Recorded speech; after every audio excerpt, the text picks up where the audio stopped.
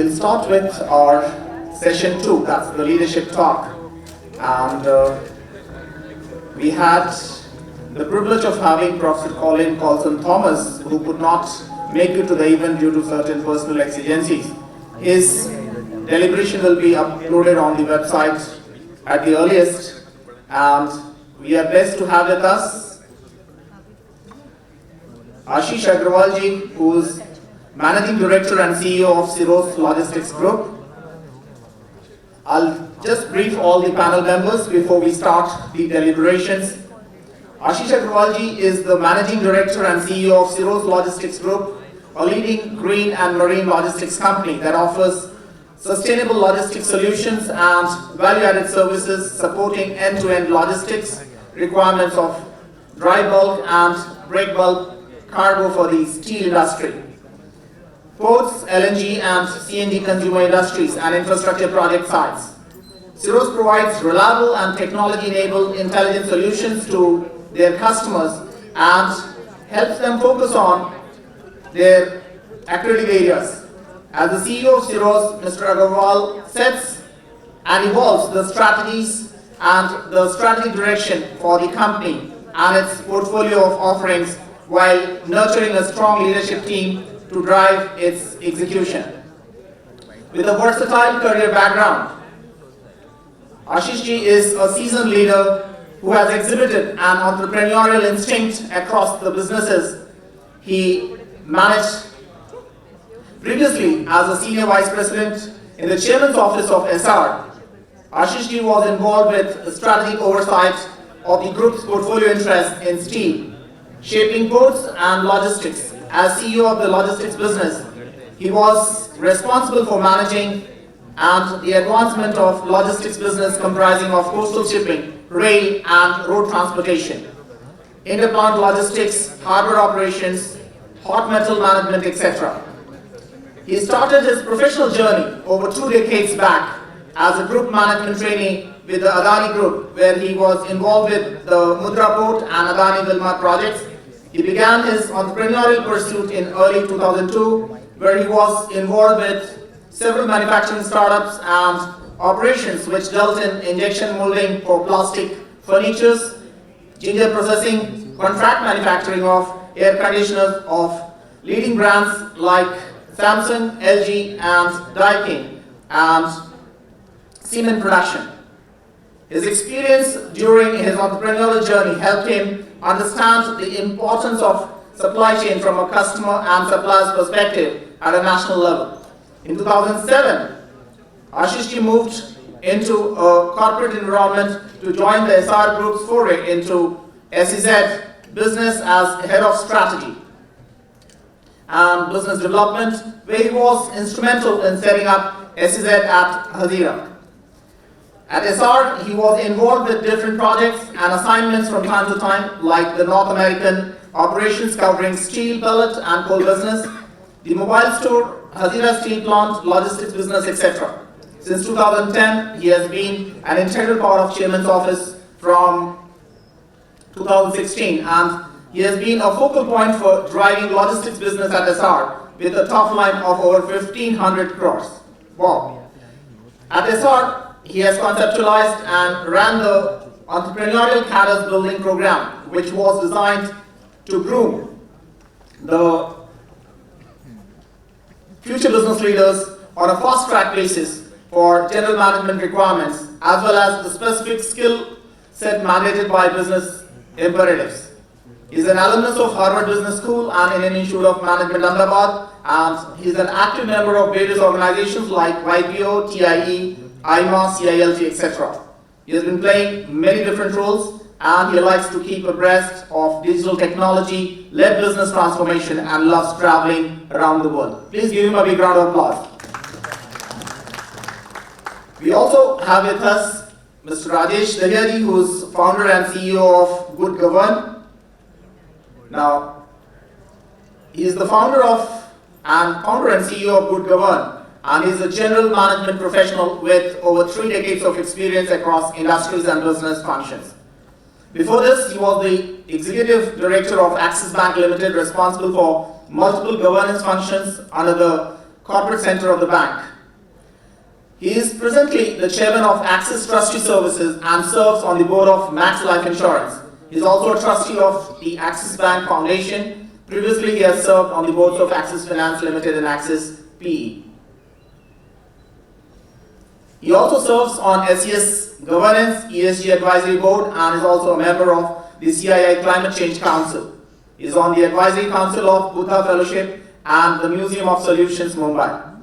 Prior to joining Axis Bank, he has spent 20 years at Tata Group across group companies, starting with Rallies India Limited, where he handled various responsibilities in manufacturing, human resources, supply chain management, institutional sales, and exports functions.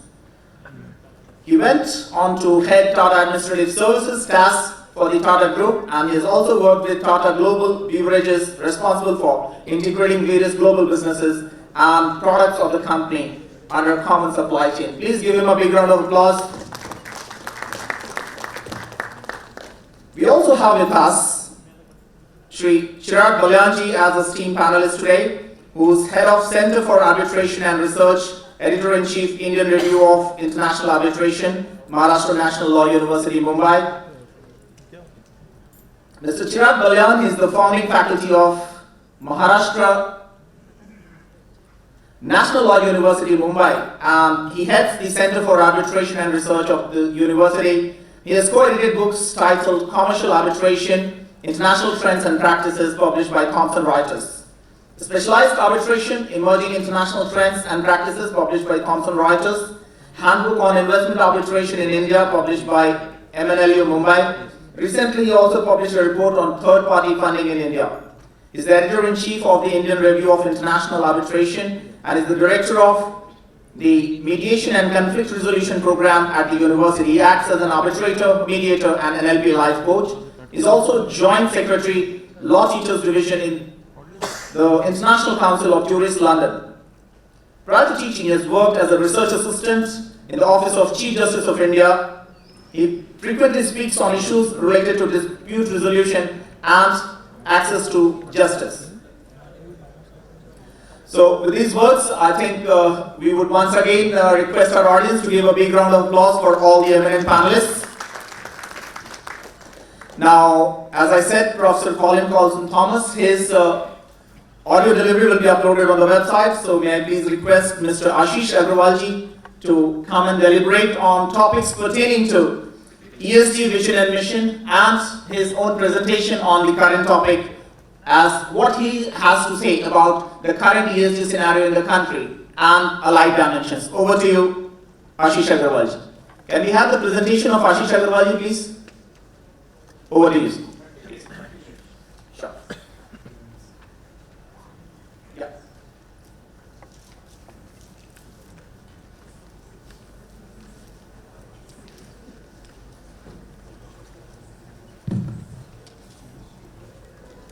Good afternoon, ladies and gentlemen, my fellow distinguished leaders from the industry on dais, Rajesh and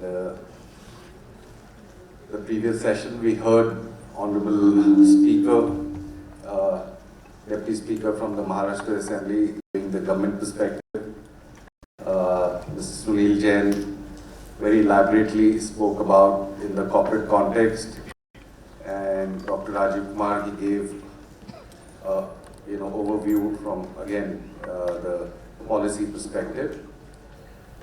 One very important thing he said in the previous session was about creating awareness.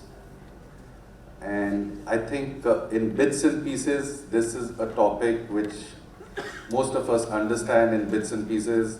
Somebody thinks ESG is all about environment, somebody thinks it's about climate change, somebody thinks it's about our responsibility, somebody thinks, it is about governance. So it's all a little jumbled up.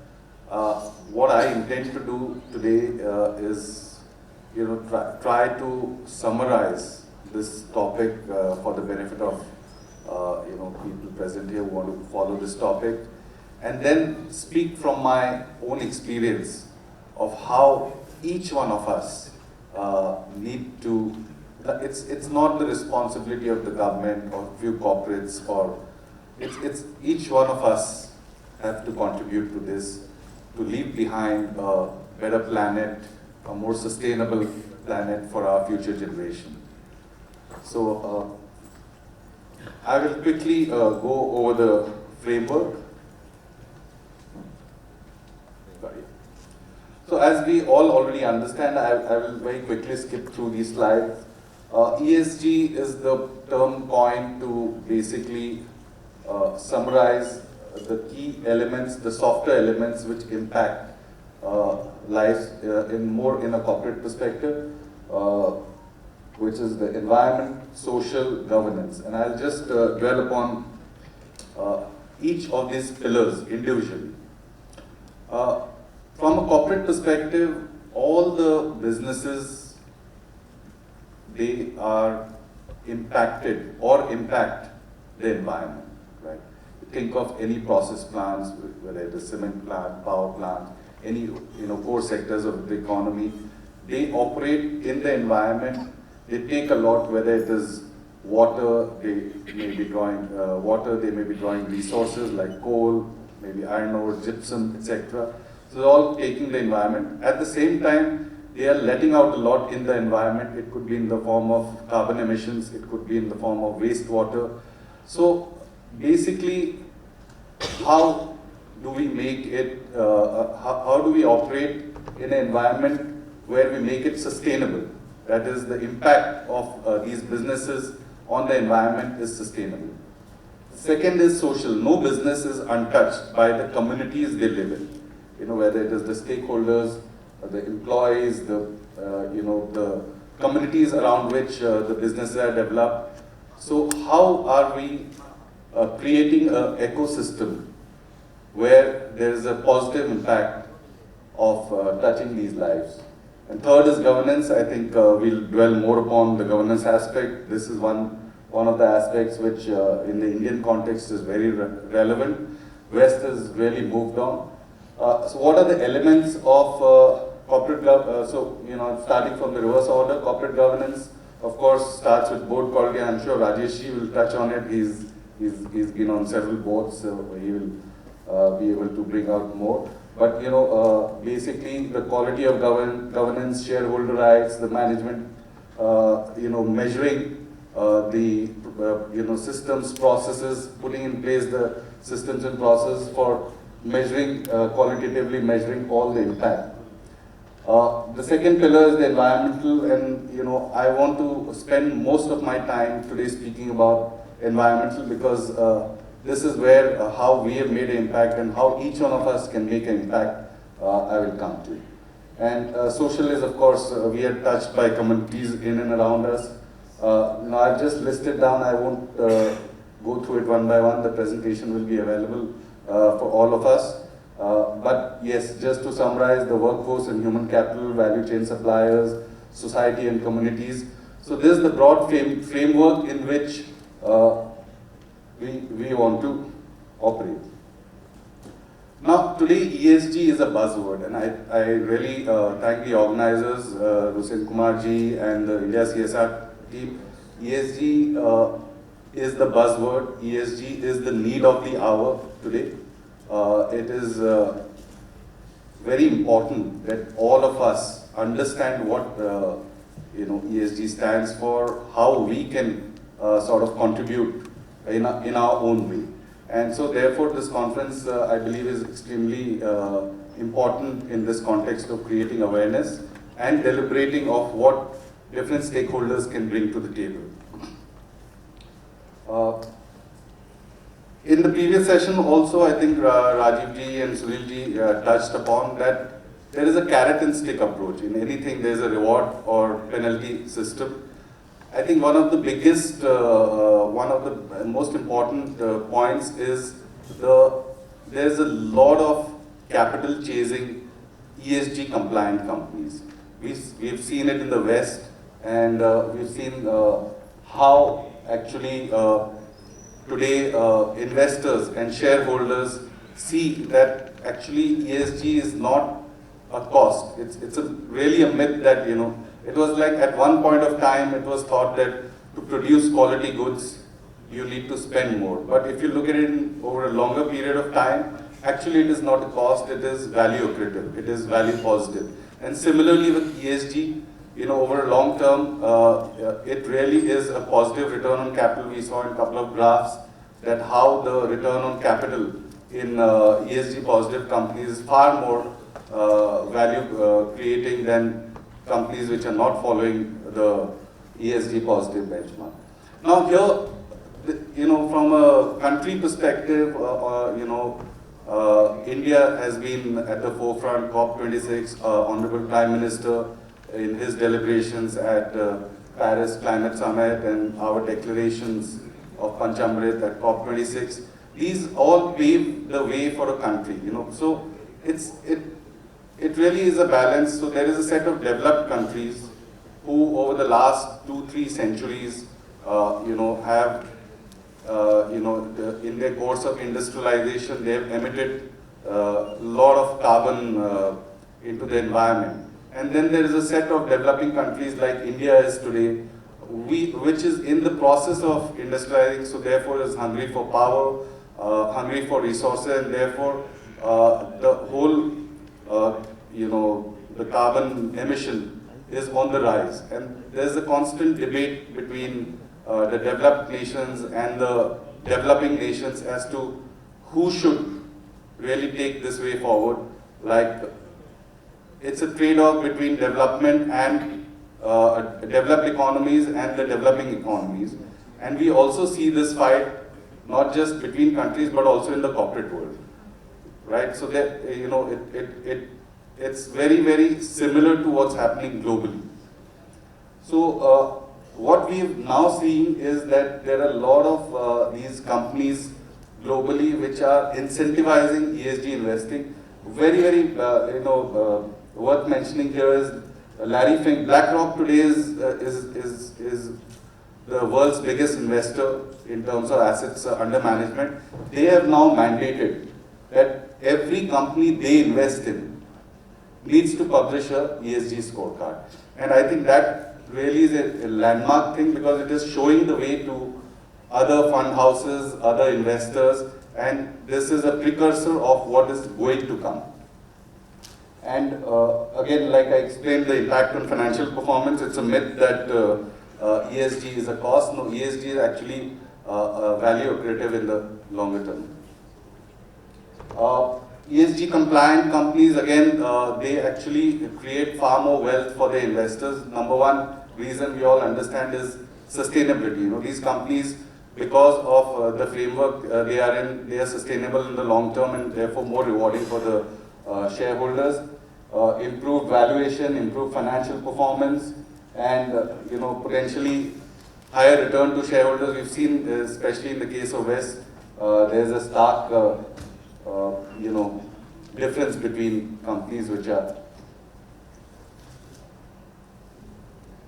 So, again, investors are now more and more, there is more investor activism. This concept from West is now slowly coming to India. You have some ESG focused funds already, but a lot more is actually going to come, and this concept is catching on. All the companies today are mindful of what you might have heard of several companies announcing targets. ITC, we will go carbon neutral by 2035, the Aditya Birla Group by 2040, Hindustan Unilever. So many of these companies, they are announcing their carbon neutrality targets. It's not just a statement. There is a lot of work behind it. There is a lot of process that needs to go. There's a lot of action which needs to happen. And today, more and more companies are starting to think. And like, my seniors from the industry, they mentioned that this has to be top down. This has to be board driven. Because what we find is at the ground level, people still are not so worried. And I'll give you an example from my industry, like when we go in logistics to offer our services to people. although it is green services, they first ask whether it is cheaper than the existing solution or not. I think this mindset needs to change, and that we see that change in responsible corporate citizens, like the larger groups, and especially like the likes of Tatas and Procter & Gamble, Essars. They all value green. If it is at least, if not more cost, if it is coming at equal cost, why not? That's the kind of shift which is beginning to happen.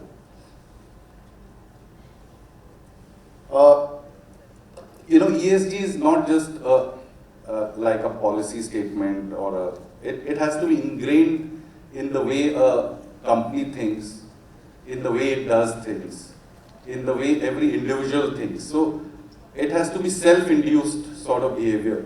And therefore, ESG has to be core to the company. And again, in the West world, we are seeing that ESG has become the centerpiece. And most corporates now are starting to think that what is the purpose in the business? What is the problem they are solving? Are they just doing business for profit? Or is there also a larger motive in doing that business?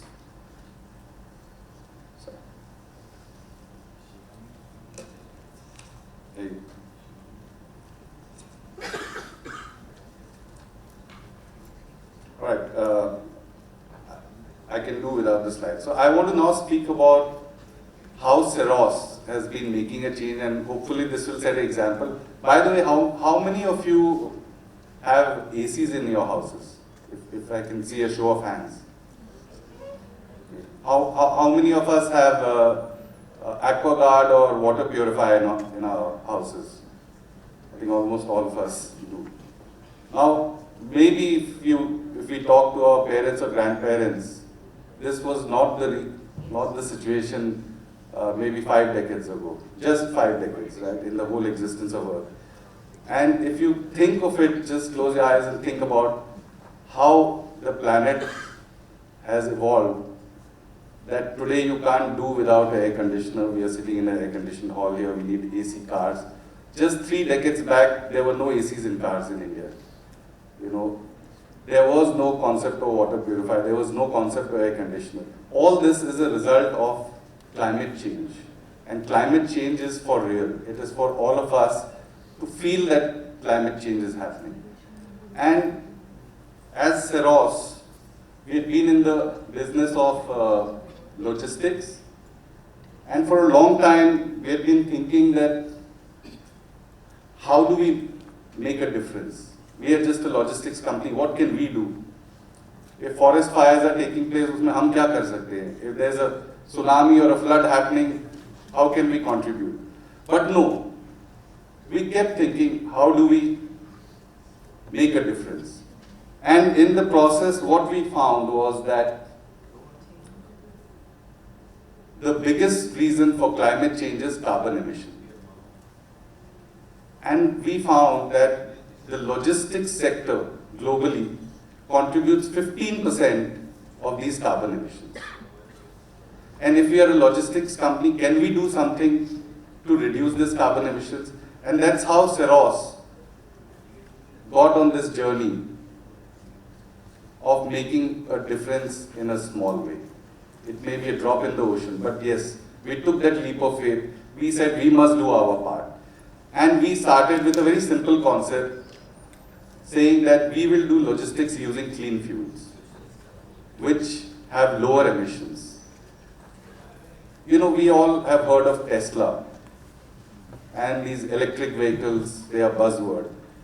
We all know that the market value of Tesla is more than the combined market value of all other passenger car companies on the planet. Why? If this shift is happening in the passenger car segment, why not in the commercial vehicle segment? These trucks which run, can they not run on cleaner fuels? And that's how we started thinking, and we came to creating our own ESG strategy, where we said that let us do our bit. Let us do whatever we can as a company, as a corporate, as a responsible corporate citizen. And we started making a shift to these cleaner fuels, using these commercial vehicles powered by electric or CNG or LNG, where the emission, carbon emission, the SOx emission, the sulfur, the nitrogen emissions, they are far, far lesser.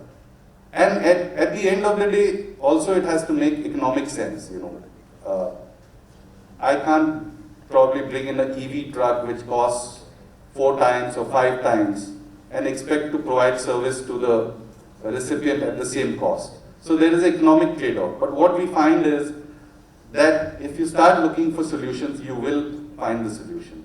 And in such a manner, we came across that LNG as a fuel makes tremendous sense economically, environmentally, and we started advocating and we started using and also started to supply LNG as a fuel to a lot of corporates, switching from very, very dirty fuels like coal, furnace oil, and these companies are now reaping the benefits of this clean. None of them want to go back to the old, dirtier fuels. And I believe that today India is on basically a sort of a tipping point where this revolution is waiting to happen.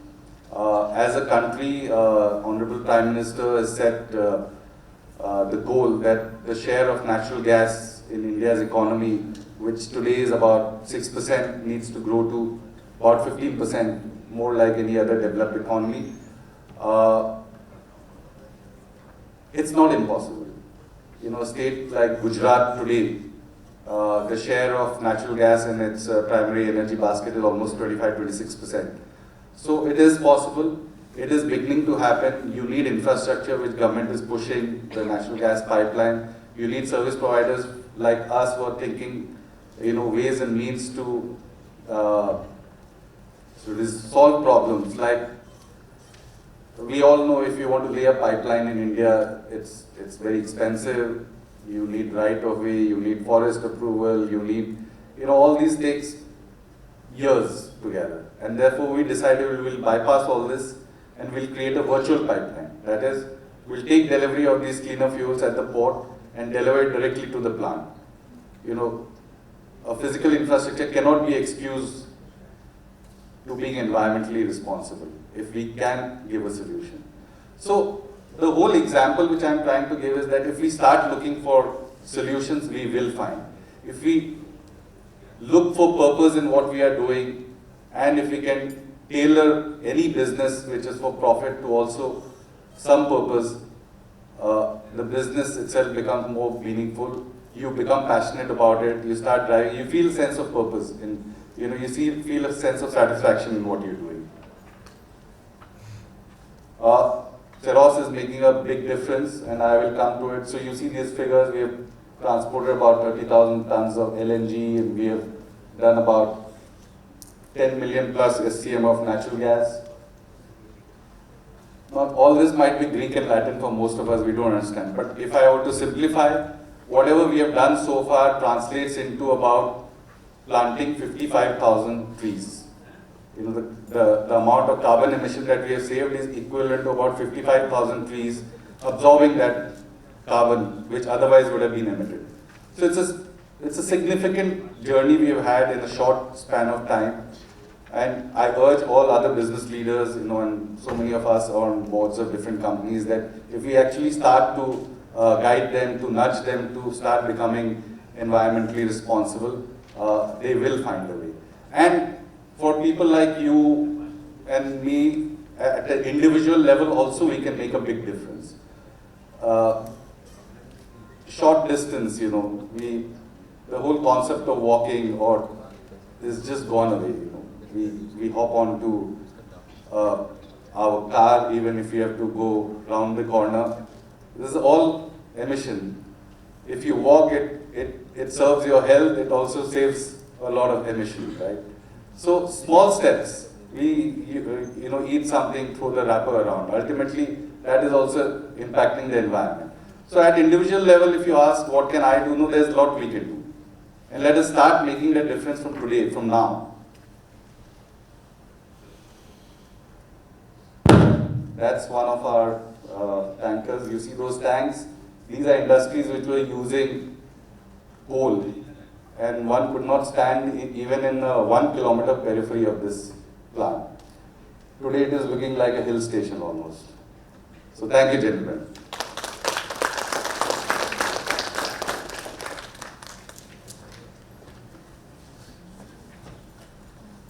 Thank you so much on such a marvelous presentation about how Seros is doing a wonderful job in the domain of ESG and ESG reporting and ESG compliance. May I please request Shri Rajesh Dahiya ji to come and deliver his presentation. Please share the presentation of Rajesh Dahiya ji. Over to you, sir. Please give him a big round of applause.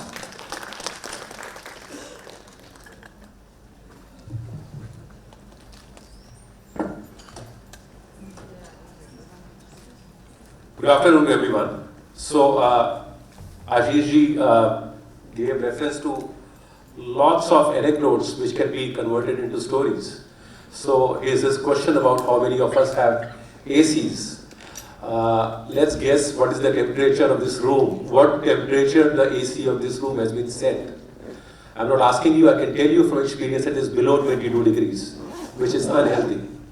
All of us. And it's for people like me who's wearing a jacket in the summer in Mumbai, and we had a deputy speaker who was not. Had all of us been so comfortable with living the weather that we live in, being the people who we are, I think we could have lived very easily at 24 degrees. And that 2 degree makes all the difference. So the whole story, and I don't think I'm going to run my presentation, we have only two choices. Make this whole concept of sustainability very complex, and then keep on waiting for 30, 40, 50 years for something to happen. Or just make it as simple as every human being, every person.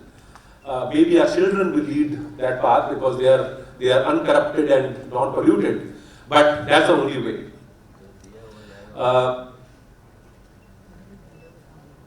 I also agree that governance has been one area, and that's the topic of my discussion or speech today. If you pick up any index, whether Dow Jones, Morgan Stanley, Sustainalytics, recently CRISIL came with 1,000 companies. Dr. Sharma, you will be amazed that we are so bad on governance scores compared to any other country I'm talking about.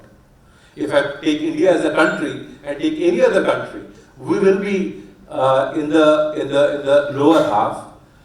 If I take out the regulated companies from those 1,000 companies, because by nature of regulations, some companies don't have a choice but to be good on regulation. For example, banks.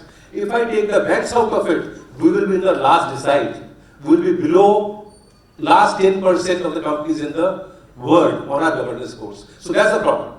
Now, most of the time we think that governance is maybe government's problem. That's a fallacy. I remember as a first year student in Bangalore, my university sponsored a vehicle pollution project, and somehow I led into that. By the government, we were given 3 policemen because it was not mandatory that point in time. There was no PUC concept that point in time, talking 84. We did check the vehicle pollution of two-wheelers from approximately 3,000 vehicles, and the results were bad. So government did what it could do. That report, because the report was made by a first-year graduate in environment sciences, it was sponsored by a professor, junior professor, and his did not find any space. Thankfully, after 2 years, the Chief Minister, Mr. Retd, dug out the report and was given an award, but it took lots of time to really make meaning of such a thing which we could see that vehicles do pollute. And the collection of that data is not so difficult. So, governance is an issue, and governance is not government's issue. It is our governance issue. Whether that is the companies that we run, the businesses we run, or individually the way we govern our behaviors and our attitudes in the society we live in. I'll take one more example before I come to a structured presentation. Approximately 26, 27 years back, 2 industries came up, and 2 great companies came up, approximately the same style. One was a bank, and the other one was an airline. All of us in this room, without doubt I can say, have traveled with that airline. It was a fantastic airline. It used to be on time, clean, courteous, good food, everything was good. I'm not naming the airline. And there was a bank that started approximately the same day. That bank today is one of the largest bank, number 2 bank in the country. Rather, number 1 private sector bank. I'm talking HDFC Bank.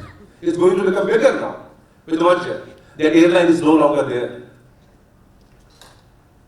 What is the lesson? Where did things go wrong? All of us need a bank, all of us need to travel. The only difference was, if I can pick up, only difference was the focus on governance. That's another story I want to share with you. I think I made my point with regard to why governance is important, because we are lacking there.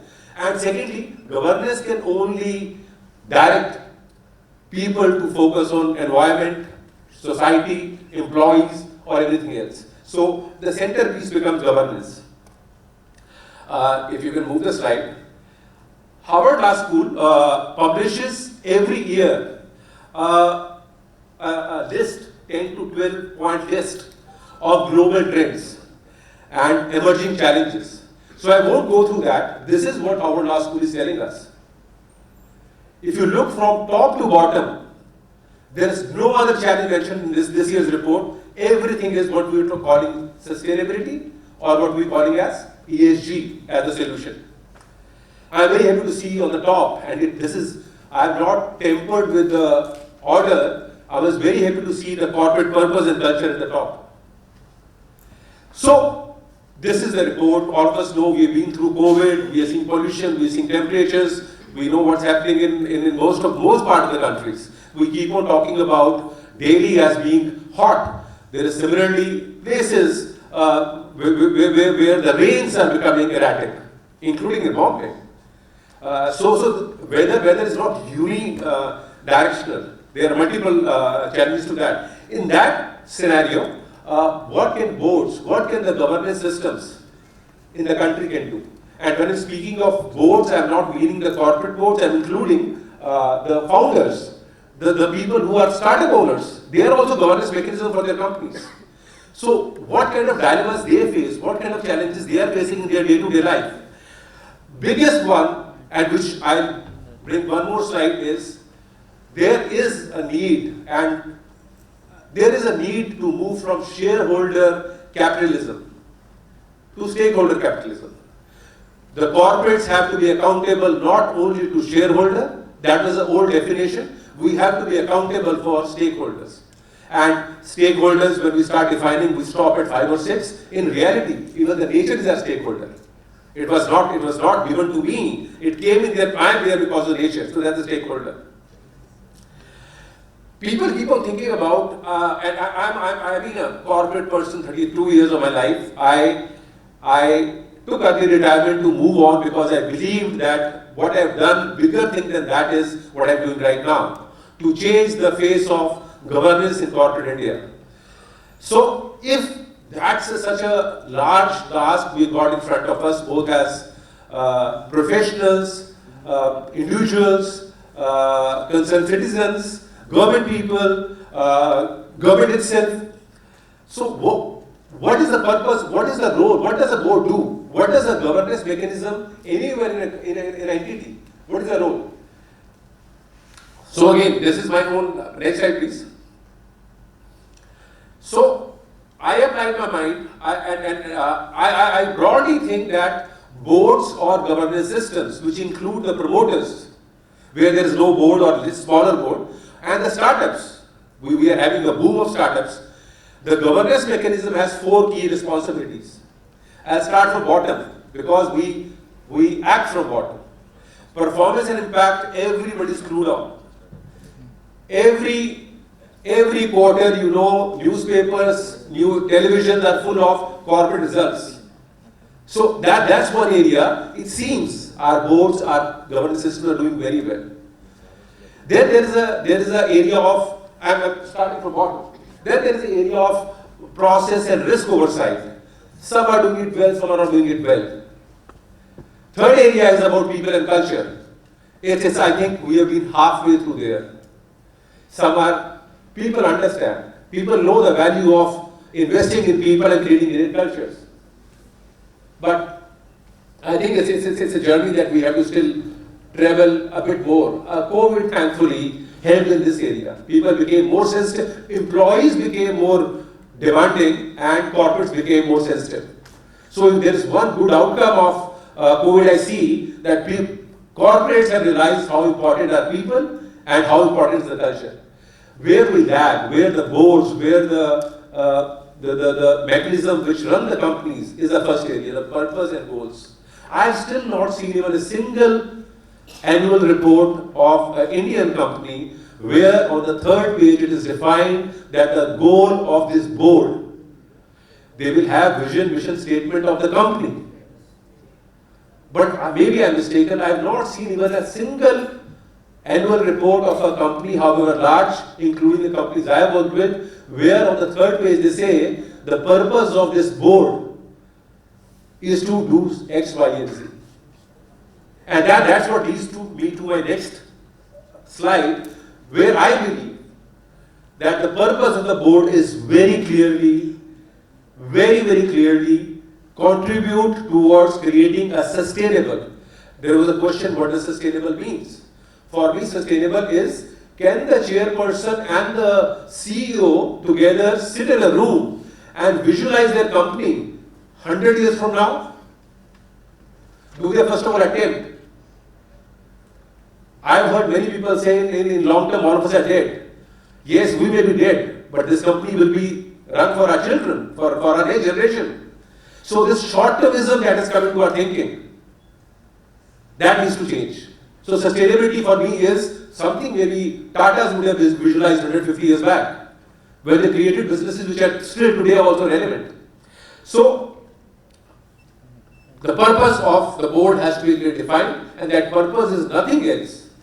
It's nothing else but to ensure that in a very crude term, that is the board thinking beyond the term of a CEO? Because CEO may be there for 8 years, 12 years, not more than that. Regulators are pushing for change, but the company has to survive. And only board has that space where they can start thinking about that how sustainable our business can be.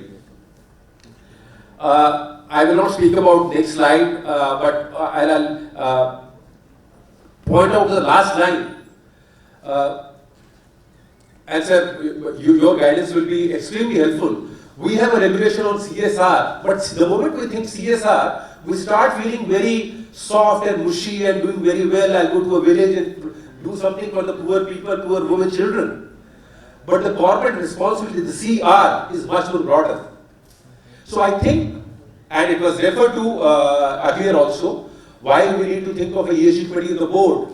The board purpose should also move from CSR to corporate responsibility, which should include much more.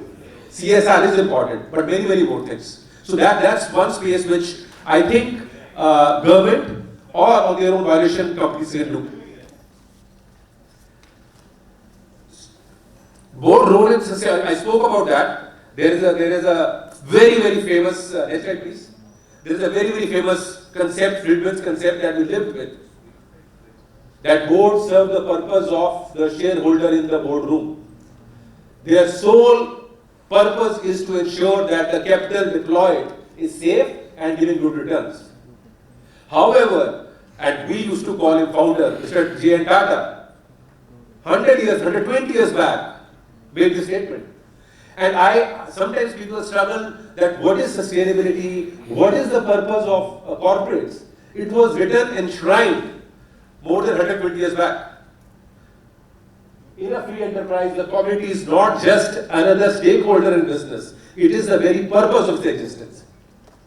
So now if you put together the stories I have told you, the sustainability which is long term, the people who have sustained and who have not sustained, why do we exist, and is this something new? My answer is, there is nothing that we have to discover new. Only we have to be cautious of 2 or 3 things. One is, I go to lots of conferences and people make a statement, and you must have heard it definitely. ESG is new digital. It's completely wrong. Digital had 30, 40 years and still 10 more years. If its progress is slow, nothing will happen. Sustainability does not even have 15 years. You don't have a luxury of a digitalizing the country that you have or the world. The world will not be there for you to digitize. So we need to move faster than what we have done in the past in terms of our progress, any kind of progress that we have done. Next please. I won't debate on that, but because my topic is governance, I say that people, some of you who sit in the board rooms, we should ask ourselves these questions. There should be a list that before I take a decision, sign on a decision, are there some 5, 10, 7, 20 questions which I'll ask? This is not the answer definitely, this is my thoughts, but I think each one of us have to be accountable. All of us as customers should go through annual report and see whether these questions have been answered or more questions have been answered. Whether there is a graph in terms of my commitment to environment, society, employees, governance. So we should start demanding to see more and more of it. By the way, the graph shown was accurate. The better ESG companies do give better returns to everyone. They have better customers. To end my speech, I know I maybe have taken too much of time. Again, I was thinking about that, what kind of, because I use the word simplicity, I use the theme of simplicity in my speech. So first of all, next please. My belief is ESG is the core, the purpose. I spoke about purpose. Now, before the purpose, ESG has to be at the core of businesses, of the companies. However, next slide, you cannot simplify ESG as a acronym. All three require equal, differentiated effort. What we have seen is lots of companies have done good work on social side because 2% of my profit I have to spend on CSR, and their CSR report is bigger than their annual report. Right? Many companies you can find out. Go to the website, you find out nice pictures. And it does not give you license to shoot environment and governance. So that's a disintegrated ESG is the case I'm making. Next. Then, and interestingly, I was reading an article this morning, Marcus Motier spoke about that, not in ESG context. The culture. It's not a policy that this board or CEO will write. It's the thousands and thousands of employees and what they mean within and what they mean to their customers. So the culture has to be built into the ESG frameworks. Otherwise, it will be alien in your body and body will throw it out. And the last on the next slide comes is the purpose. Having said so, there will be naysayers. While lots of people, sorry sir, while you spoke about Mr. Musk, about the good work is done, but the moment his ESG rating fell, he was blaming on the Twitter that ESG is not good. So you will find those kind of people when you deal with them. With that, I'll take your leave. Thank you very much. Thank you so very much for such a marvelous presentation. Now, may I please request Shri Chirag Balyan to share his thoughts. And I think we are running behind schedule, so if we can take this fact into consideration, it will be kind. Over to you.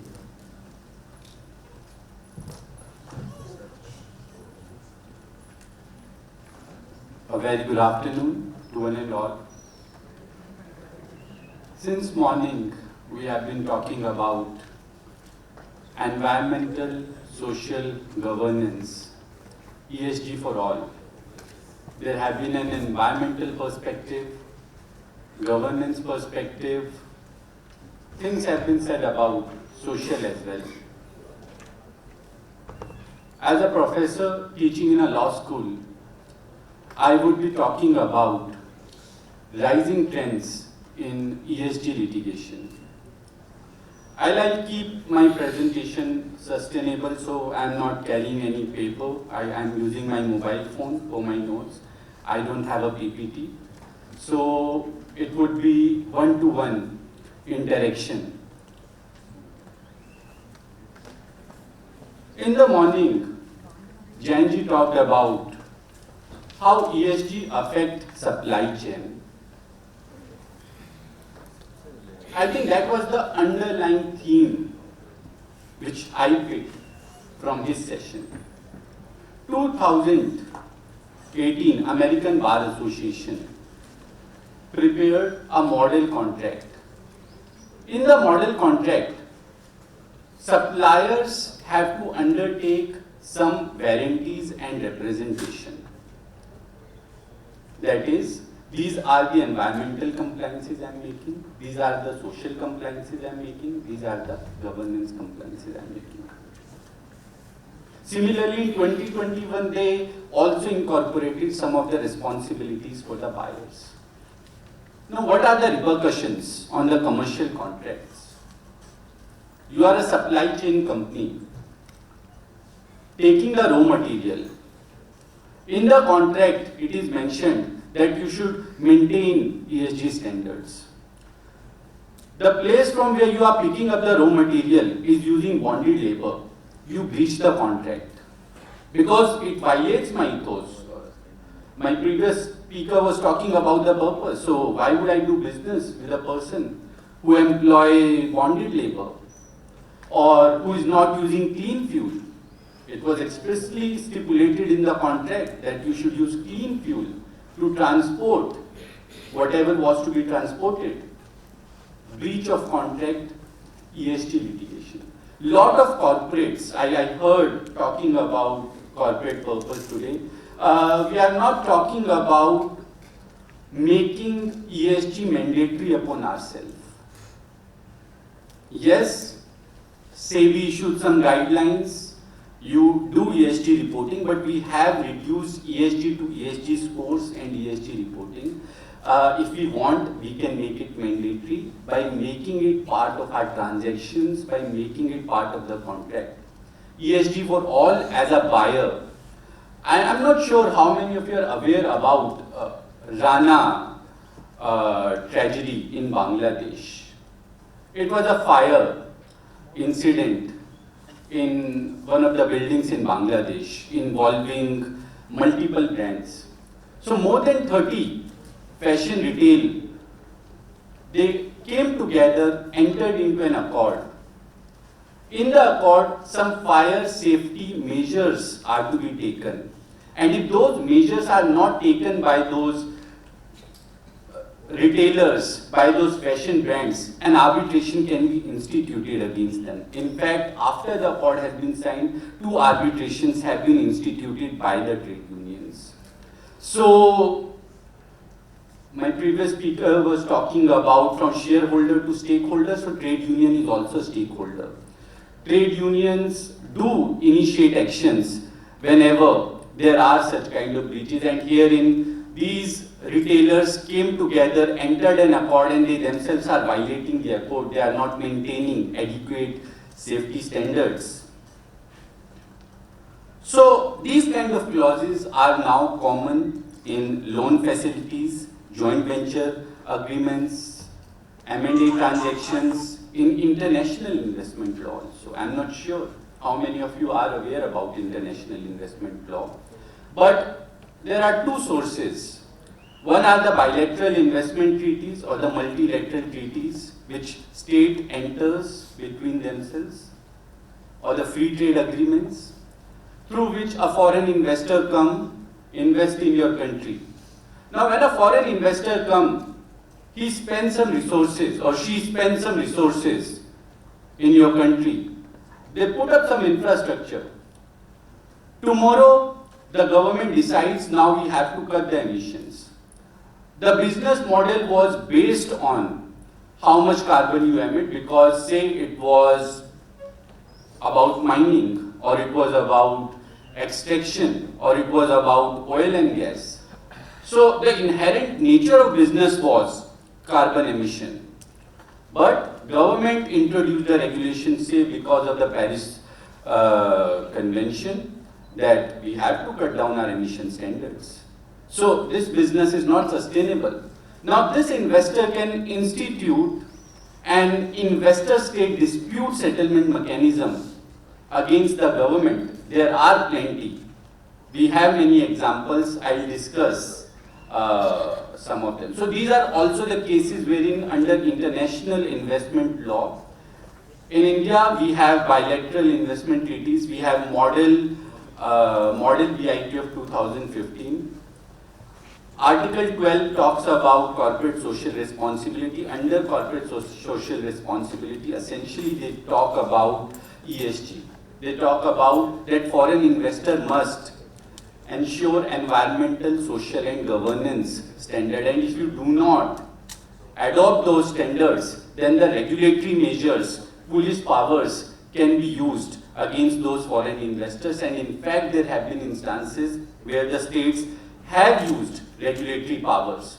So while these ESG measures are compliance measures, states have often used them as a sword.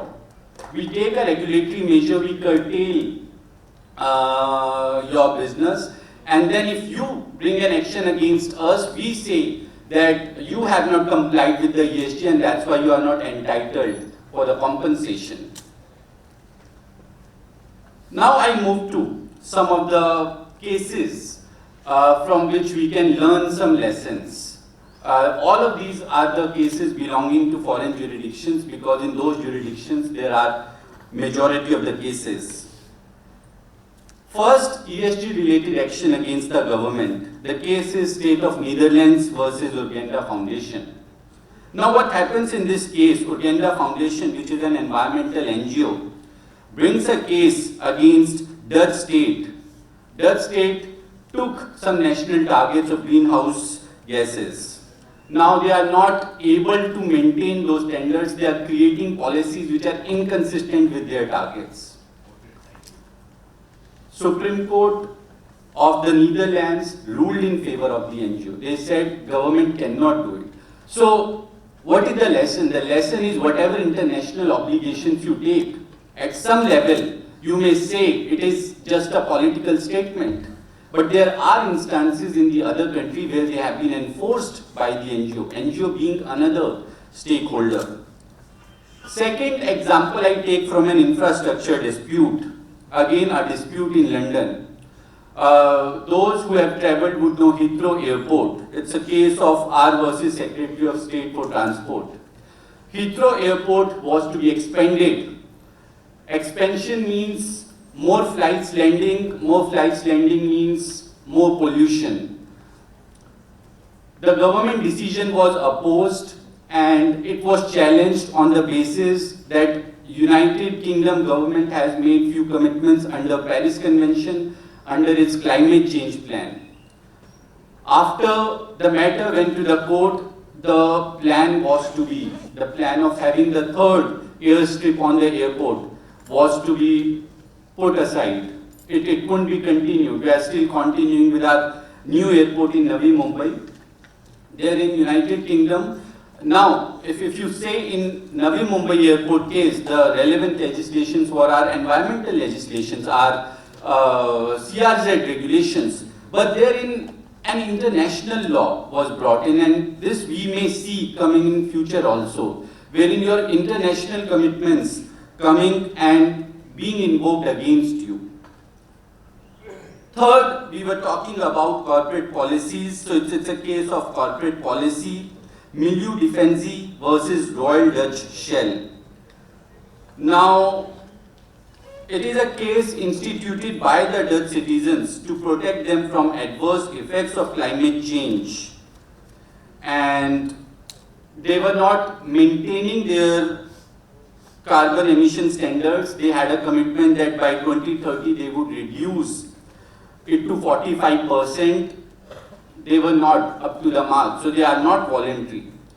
Citizens, who are the key stakeholders, went to the court, filed a class action, and in the class action, an adverse award was given against Shell. An adverse judgment was passed against. Then coming to company directors, again a case involving Shell. Company directors decided that they want to move their headquarters back to the London. This again raised some kind of uproar. An ESG litigation was instituted by the shareholders. So Client Earth, which is one of the shareholders, of the Shell instituted this litigation and said, bringing back the headquarters to London, Board of Directors, they have a duty under the Companies Act of the United Kingdom to be diligent, to be aware about the policy, to work as per the corporate purpose. When they have decided this, they haven't done that. So this is one case wherein corporate directors have a lesson that they can also be made liable if they do not work as per the corporate purpose. In vision mission statement, you can very well mention about the ESG standards. But if you are not following, if you are not considering them in the decision making, there may be an action. This is what this shareholder action by the client tells us. Then we talk about ESG rating. There is also litigation involving ESG rating. So institutional shareholder service is one of the, you can say, topmost ESG credit agency around the world. They rated a company called Essar Vision. It's a German company. Now, how they rated? They approached them. When they approached them, they didn't revert it back. So they took the data from their public website and gave them the worst rating of D-. Essar Vision went to the court and said that we are not entitled to this rating and this rating should not be released. So an injunction was sought by the Essar Vision. The court granted an injunction on the ground that you can't compute ESG rating on the basis of data available. There are many things which might be very well there on record. So even related to ESG ratings, there are litigations. Now there is something pertaining to governance we must be aware about, especially these corporate group houses who have multinational companies present in many countries. They have set up different subsidiaries. Now when they set up subsidiaries, essential idea is to limit the liability. So if subsidiary does something, it being a separate legal entity is liable for its own actions. But what happens with these group houses? These group houses have their own ESG policies. So an issue of vicarious liability of these group houses have arisen. Say one of the instances was again Unilever, which has again presence in multiple countries involving in India. Now in Africa, there were certain actions and the action was taken against the parent company in the United Kingdom. So there are many such issues pertaining to corruption, human rights, renewable energy incentive. So countries like Spain, Italy and Czech Republic, they discontinued the renewable energy incentive. Now, you bring an investor, say we will give you incentive. They said we won't be able to give you incentive, we have crunch financial situation. Again, litigation and arbitration, investor-state arbitration was instituted against these governments. The matters are still pending. So there are many such cases which involves local communities, which involve, in the morning we were talking about gender equality in the board of directors. So ESG litigation is one of the core areas. As responsible citizens, we need to be aware that the corporate with which we are engaging, whether it has sustainable practices, because if we are not, then it may also make us a lender. So I will conclude with a food of thought for you. Say, take an example, you are a lender and you give money to an organization. Now, how that organization is going to pay that money back is your business. Will that organization involve itself in the corrupt practice? Will that organization involve in the practices which are not environment sustainable? Will you be as a lender liable? There is a case law wherein you could be liable. It's not a case directly involving lender. It's a case involving a shipwrecking organization.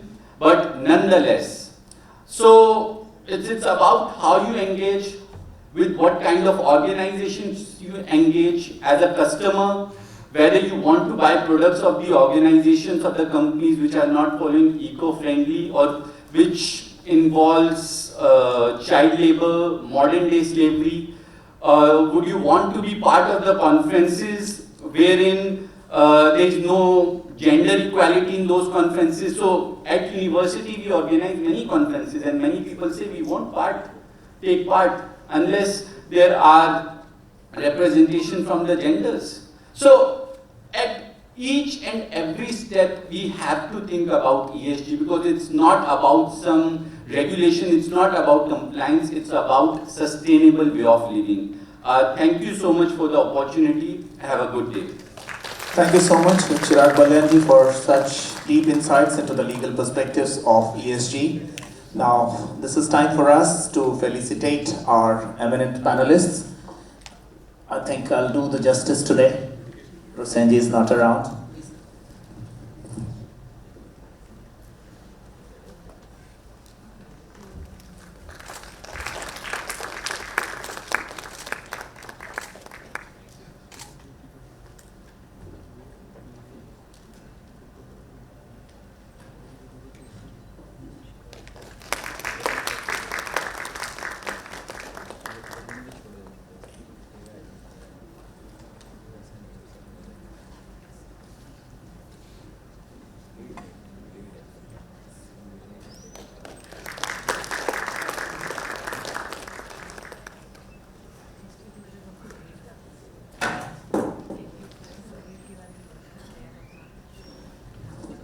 I take this opportunity to extend a very sincere thanks and gratitude to all the eminent panelists. Thank you so much. Now, may I please request Madam Angela Chitkara, founder and CEO, US India Corridor. Is she around?